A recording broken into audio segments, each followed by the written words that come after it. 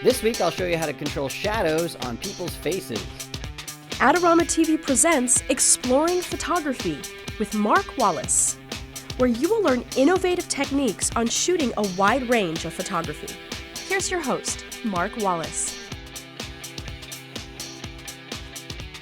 Hi everybody, welcome to another episode of Exploring Photography right here on Adorama TV. I'm Mark Wallace and I'm joined today by Shonda. Shonda's going to be helping me out. Now, one of the questions I get all the time is about shadows on the face of a model, and the problem that people are experiencing and writing to me about is if you have a light coming from this side, you get a shadow on the other side of the face. And the thing that people are doing is adding a second light to try to get rid of that shadow, and it's just causing all kinds of problems. And so I want to show you that. So right behind me, Shonda, let's have you sit on that stool. You can see that I have two lights right here. I've got one light, two lights, and what I'm going to do is I'm going to use this first light as our key light. In other words, the light that I want to illuminate Shonda with. And so I've already metered all this stuff, and I've got my Pocket Wizard Plus 3s on here, and those allow me to turn these lights on and off independent of each other. So the first thing I want to do is I'm going to just trigger this first light and show you the problem that we're running into, and then we'll go into the way that some people are trying to fix that problem, and I'll show you that's absolutely the wrong way to fix it. So what we're going to do now is I'm just going to shoot with my key light, so Shonda looks straight ahead. All right, so we take that picture, and you can see that we have on the opposite side of our key light, we have shadows all over Shonda's face. And what some people are saying is, well, I just want to add a second light as a fill light to get rid of those shadows. Now, what happens when we do that? So I'm going to turn on that second light over there. I'm going to take another picture, and again, look straight ahead. I'll take this picture. And now what we see is, well, we got two shadows. Instead of just one shadow, we have two shadows. Why is that? Well, let's take a closer look at this picture, and I'll explain why one shadow becomes two, and then I'll tell you how to fix the problem. When we add light from the left side of her face, I'll make this a yellow arrow here. That's an arrow. What's happening is the light's falling on almost all of Shonda's face. So it's coming over here. The light's being blocked by her cheekbone, but we're getting light all over her face, except for right here where the nose, her nose, is blocking that light. That's what causes that shadow. But I'm going to cover or fill this in with these yellow stripes here, so this will make this a little bit easier to understand in a second here. So we've got light that's falling on almost all of Shonda. We've got it down here on her neck, but then we have these areas that are in shadow. Let me color those in green.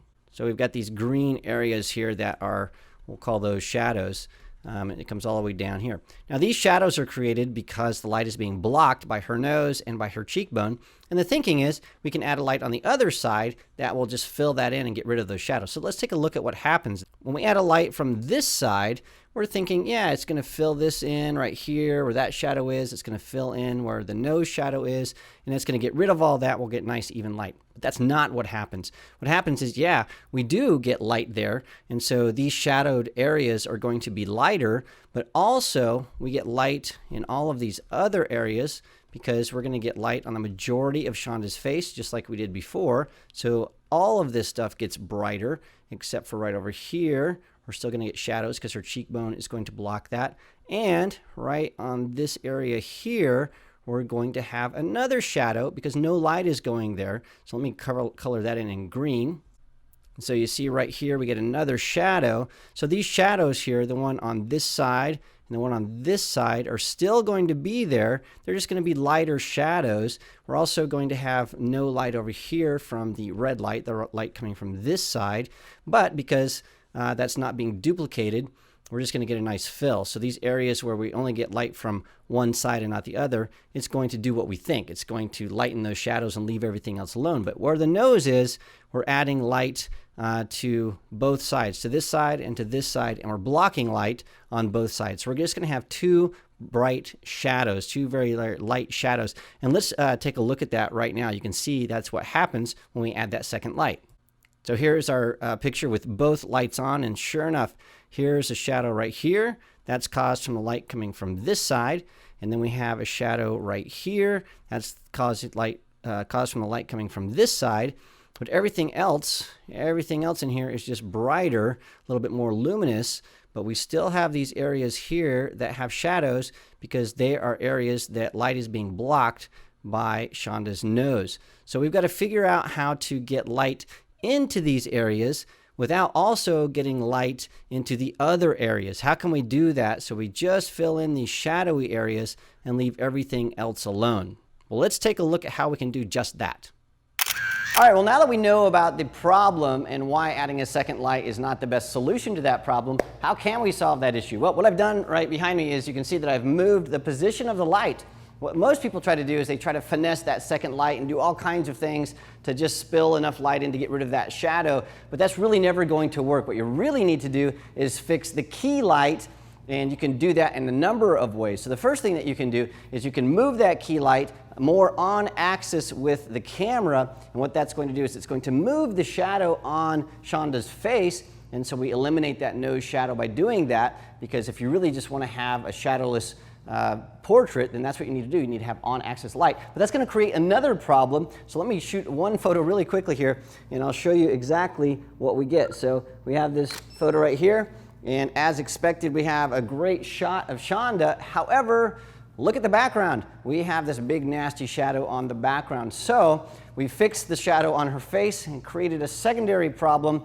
The solution to that is get your model away from the background, illuminate your background separately from your model. That's a totally different subject that we don't have time to talk about today, but that's one way to fix the shadow on the face. Just put that on axis and that'll get rid of it, but again, it's going to create another problem on the back. Well, the other thing you might be wanting to do is leave that shadow there, but just make it a little bit less noticeable. So what you're really talking about then is changing your light source from a hard light source to a soft light source, and we can do that by adding a softbox or an umbrella. So what we're going to do is we're going to put the light back where it was originally. I'm going to add a light modifier, and we'll show you the results of a softer light source.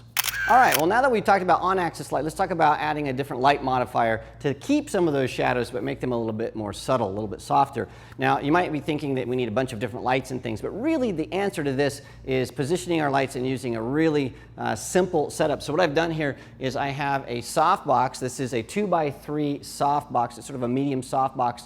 And that is back a little bit where we started, but now we have a larger source of light, so that light is going to be softer. It's going to wrap around Shonda. And then on the other side, instead of adding a second light, what I'm doing is I'm adding a reflector. What that's going to do is it's just going to reflect light onto the other side of her face. And so we still get a little bit darker side over here. It's very, very subtle, but we get nice soft light. We're still going to have a shadow by her nose, but it's going to be a really nice soft shadow. So what I'm going to do is I'm going to take a picture really fast and show you exactly what this looks like. So Shonda, looks straight ahead. There you go, perfect.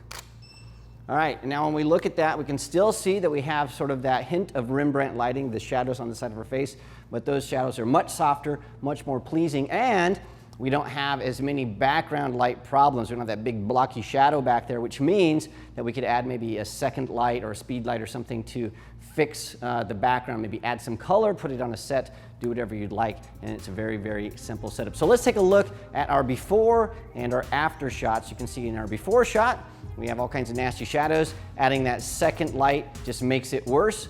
By changing the position of our light, we can eliminate those shadows, but we get a nasty shadow on the background. So the solution is really nice soft light, a really simple reflector, and we get the results that we have on this shot.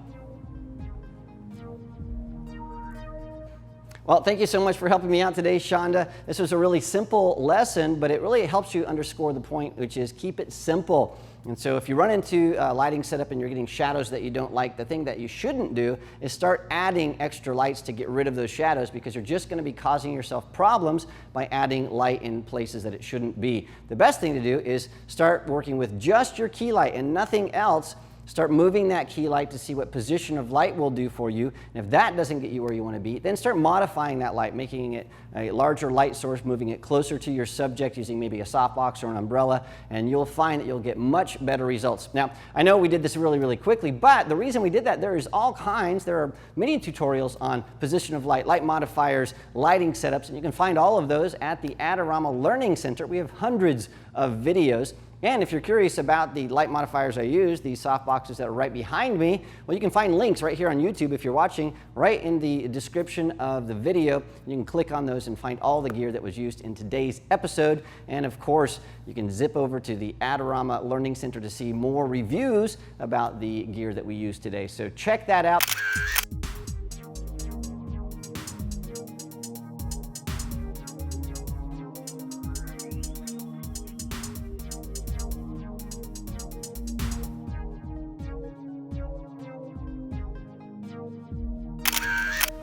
I forgot, wait, don't go yet. Make sure you click subscribe so you don't miss a single episode.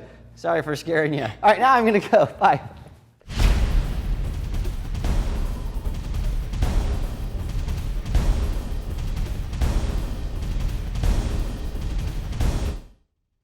Start modifying the light with different light black fudge. Want to get the most out of your Adorama photography equipment? Visit our Learning Center where you can read popular articles, how-to tips, buying guides, and product reviews.